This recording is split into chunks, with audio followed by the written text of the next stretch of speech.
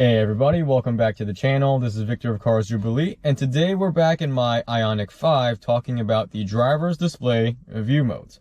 Now, those of you who have had questions about the different icons or how to get through or toggle through the different view modes, hopefully this video today will show you a bit of a how-to or tips and tricks on how to use it, how to interact with it.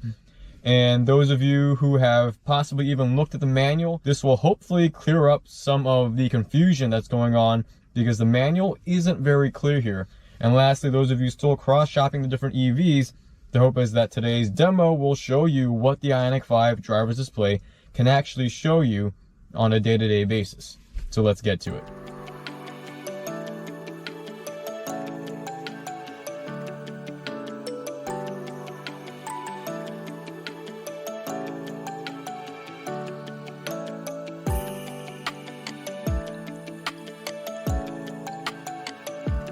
So let's just start with the basics. According to the manual, there are 3 different view modes. They have driving assist, they have turn by turn, and they have one called utility.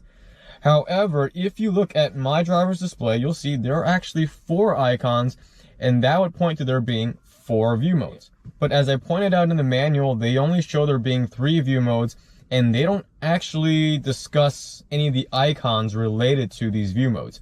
So maybe I'm missing it, but hey, this manual is 663 pages long, so maybe it's there, maybe it's not, I don't know, but I couldn't find it. If you have seen any reference of these icons in the manual, please let us know what page so other people can reference it, but at least to my knowledge, I can't find it. So that means there is some guesswork involved as to which icon is which view mode and what this extra 4th view mode is, but that's what we're going to get into. This one, I believe, is the driving assist view mode. It looks like 2 lane markings with the cruise control distance markings. This is supposed to display the status of your driver's assistance systems. Now, it depends though on what you have engaged and where you're driving. So if you're just driving on a local road, the only thing you're going to see here ever is your blind spot warnings.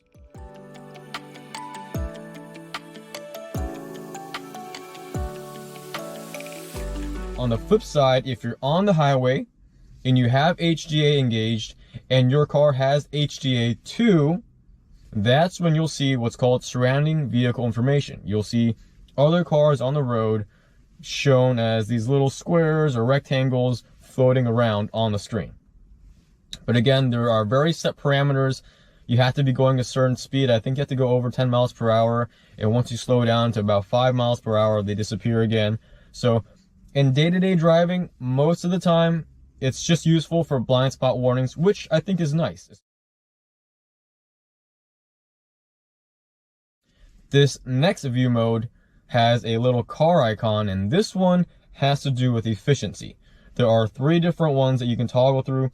They have current drive information, they have the after recharging information, and then they have the accumulated information. With the current drive one, this measures time, miles, and efficiency since you started the car on this exact drive. And that's it. The after recharging one measures, again, time, miles, and efficiency since you last DC fast charged. So every time you DC fast charge, it will automatically reset. And the last one is the accumulated or the historical information, meaning this one logs all the hours you spent in the car, all the miles, and your overall efficiency. However, this can be reset. If you look at mine in particular, you'll notice that the odometer miles actually don't match the total driven miles here. And that's because I bought my car off the dealer's lot after it had already been sitting there for probably a couple weeks. So at some point, they reset it before I bought it. Now, luckily, mine's only off by about 30 or so miles, so nothing crazy. So this is a pretty accurate description of my historical efficiency. Now, I live in a 4-season climate in Philadelphia. We have winters. And in fact, I bought my car in February of 2022. So we got a little bit of winter in the beginning. And now in December, we're back in the middle of winter with temperatures hovering around freezing, sometimes dipping below freezing. So that's why my numbers are what they are, at around 3.8 miles per kilowatt. If I didn't have winters and I only had nice warm summer weather, my efficiency numbers would probably show somewhere around 4.1 or 4.2, because for most of the summer I was getting 4.3, 4.2, somewhere around there. But everyone's numbers will be different depending on how you drive, where you drive, so take that into account. Now, at the very bottom of your driver's display, there is an efficiency number being shown. For me, it's always showing the after recharging number. I've seen someone say in the forums below that they think there's a way to change that. I haven't really messed around with it, so I'm not sure. So that's a nice little shortcut of just having it shown, so you don't have to toggle through if you want to find it. It's always going to be there. Again, feel free to fact check me. I don't know if you can make it show the current drive or the historical. For me, it's always showing the after recharging. The next view mode icon is this kind of turning arrow. That is turn by turn. So normally it shows a compass. However, if you have a destination set in your navigation, the built-in navigation in the car, it will show you turn by turn directions.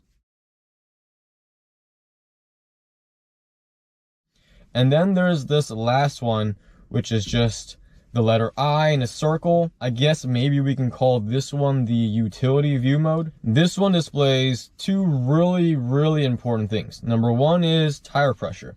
This view mode will show you the exact tire pressure for each individual tire, so you know which one needs more air. Now, if you just started the car and you haven't started driving yet, it's not going to display the numbers, so you have to drive for a minute or two for the TPMS actually start working and kick in.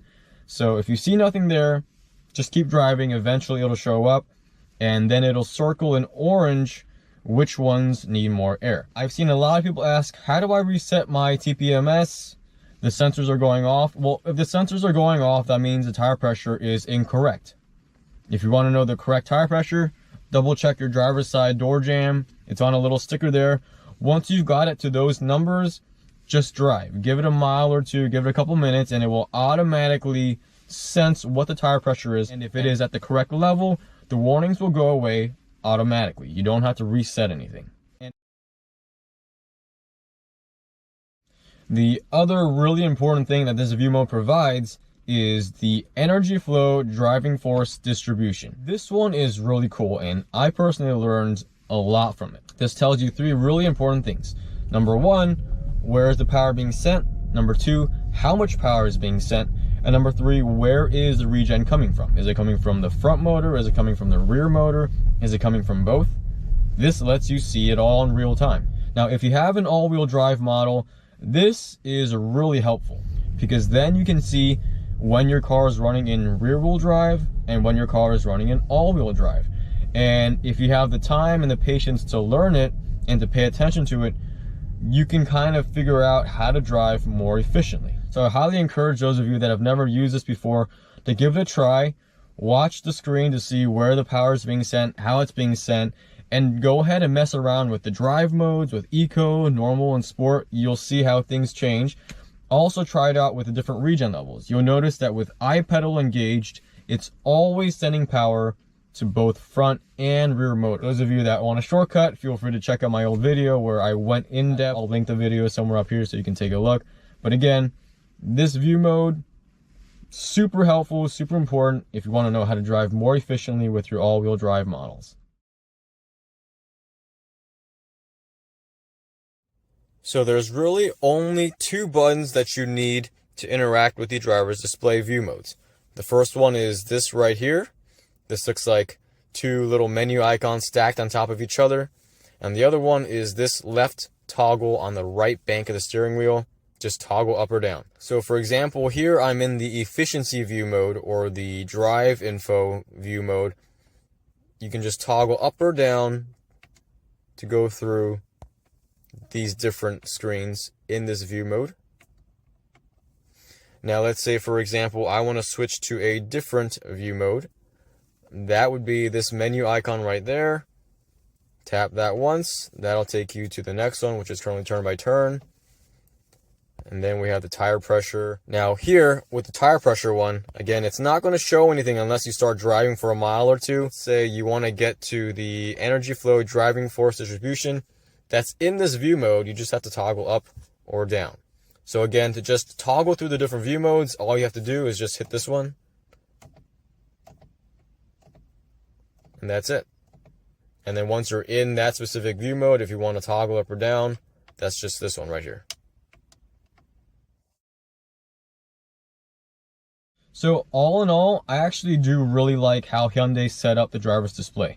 I think it's super easy to use. It provides really helpful, useful information. Not only that, but the font size is pretty big, so everything's really easy to see. But maybe you're looking for a driver's display with a little more functionality, maybe with some true multitasking ability. Well, then I would recommend you check out the GV60.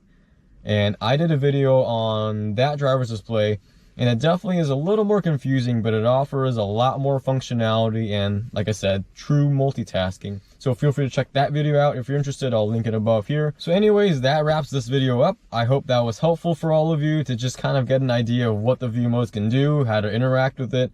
And I know the manual is 660 something pages, and to my knowledge, doesn't really explain everything, so hopefully this helped. Anyways, thanks for watching. I'll see you guys on the next one.